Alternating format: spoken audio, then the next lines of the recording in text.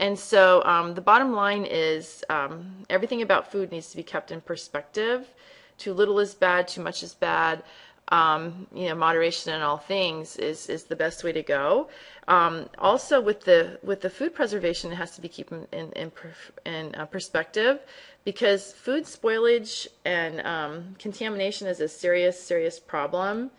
It wastes a lot of money. It can cause people to become very sick and even die. So the fact that we have ways of preserving food and keeping people healthy is really a really good thing.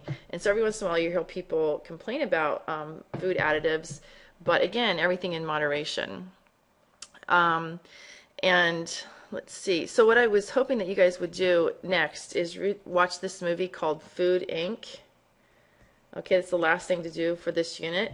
And I want you to keep things in perspective. In that, like I have just told you that, genetically modified crops have been great because, we don't have wide-scale hunger in the United States, because there's plenty of food, and there's plenty of relatively cheap food compared to people's standard of living.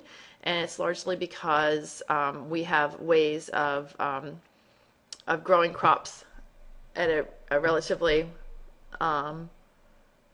efficient way. And because of genetic engineering, we have higher yields to our crops per acre. And then Food Inc. has some pros and cons about the food industry in general. It's really good, so I hope you guys take the time to watch it. But again, keep an open mind and try to keep in mind this concept of risk and benefit. We haven't talked about it this semester at all, but in every chapter there's been some, if you've been reading the chapters, you'll notice that there's been some talk of risk-benefit analysis, and in all things there are pros and cons, there are reasons to do things and reasons not to do things, and you just have to be well informed and balance health and safety versus well-being and needs.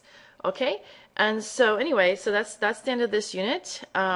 Exam 4, you should just study your old homeworks and tests and you should be fine.